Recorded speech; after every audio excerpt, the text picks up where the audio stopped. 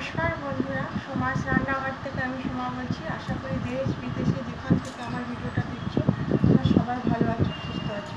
দেখো বন্ধুরা, আমি আজকে কী রেসিপি নিয়ে এসেছি। এখানে মুগ ডাল আছে, সোনা মতো ভালো করে আগের থেকে ধুয়ে পরিষ্কার করে রেখেছি। এখানে শসা, এখানে দেখো শসা এইভাবে কুচিয়ে নিয়েছি। এটা একটা সাবিকি রেসিপি। আমার মা এই রান্নাটা ভালো করতো, এখনও করে, ভালো লাগে খেতে শসা ঘন্ট। তোমরা সাথে থাকো, আশা করি রেসিপিটা তোমাদের অনেক অনেক ভালো লাগবে। দেখো আমি শসাটা একটু কেটে তোমাদের একটু দেখিয়ে দিচ্ছি।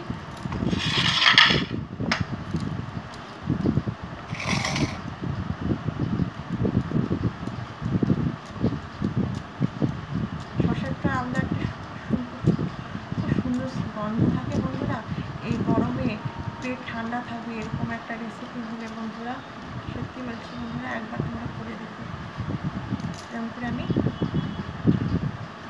কুচিয়ে নেব। তোমরা লাইক দিয়ে একটা ভিডিওটা দেখা শুরু করো আর শেষ পর্যন্ত থেকো। জিরা ফোড়ন দিয়ে নিলাম, শুকনো লঙ্কা ফাটিয়ে দিয়ে দিলাম। ফোড়নটা একটু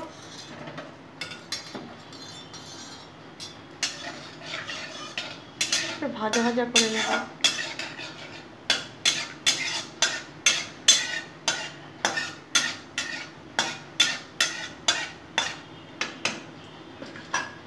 ফোড়নটা সুগন্ধ ছেড়েছে। আমি এখন যখন আগে থেকে ধুয়ে রাখা সোনা মুগ ডালটা আমি ভেজে নেব, সুন্দর করে ভেজে নেব।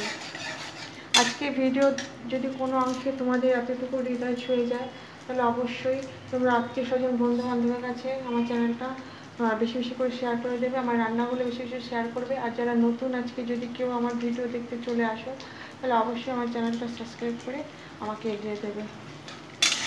ভালো করে মুগ ডালটা একটু ভেজে দেবো। এটা একটা সাবিকি রান্না বন্ধুরা, এরকম করে লাউও হয়, আবার চাল কুমড়োও হয়।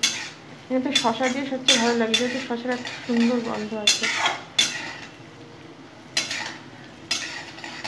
এটা ভাজা হয়ে গেছে, আমি শসাগুলো দিয়ে দেবো।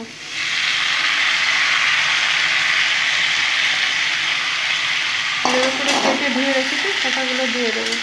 শসাগুলো দিয়েও আমি খুব সুন্দর করে কিছুক্ষণ 5 মিনিট ধরে আমি নাড়াচাড়া করে নেব। দেখো দেখতে মনে হচ্ছে অনেক বন্ধু শসাটা, কিন্তু নুন পড়লে এটা একদম মজে যাবে, কমে যাবে। আমি পরিমাণ মতো নুন দিয়ে নিচ্ছি।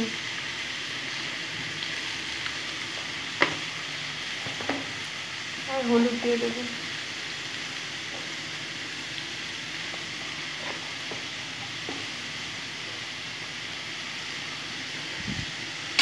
আবার নাড়াচাড়া করে নেব।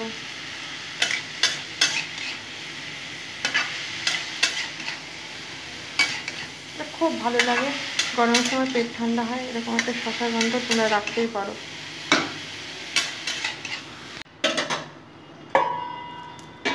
এখানে জিরে ছোটো চামচের 1 চামচ, ধনে সব গোটা গোটা জিরে, গোটা ধনে আর 2টো কাঁচা লঙ্কাতে বেটে দিয়েছিলাম।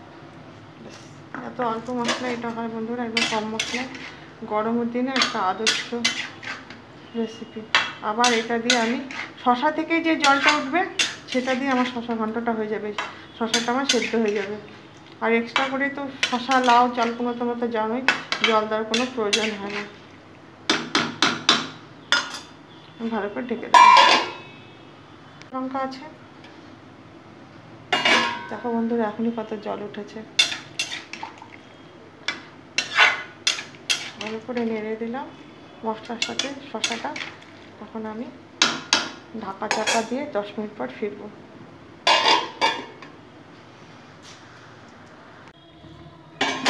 বন্ধুরা আমি একটু পিঠুলি ছড়িয়ে দিলাম।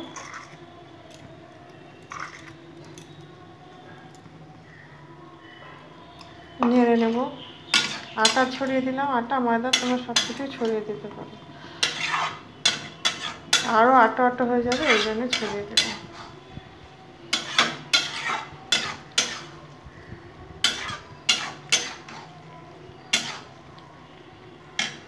আর নিরামিষের রেসিপি অবশ্যই আমি চিনি দেবো,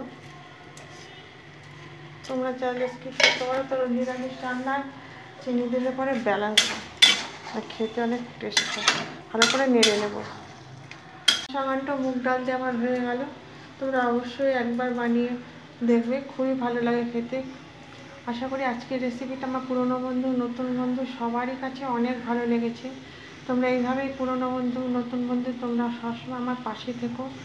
আর আমিও তোমাদের পুরনো বন্ধু নতুন বন্ধু সবার পাশে আছি। এতক্ষণ ধরে আমার ভিডিওটা দেখার জন্য সকল বন্ধুকে আমি ভেতর থেকে আন্তরিক শুভেচ্ছা ভালোবাসা জানালাম। দেখো শসা ঘন্টটা কী সুন্দর লাগছে, পেটও ঠান্ডা হবে, খেয়েও শান্তি। এখন এটা বন্ধ করে দেব, বন্ধ করে দিলাম, অফ করলাম গ্যাসটা, এখন ঢেকে দেব। থ্যাংক ইউ বন্ধুরা, তোমরা ভালো থেকো, সুস্থ থেকো।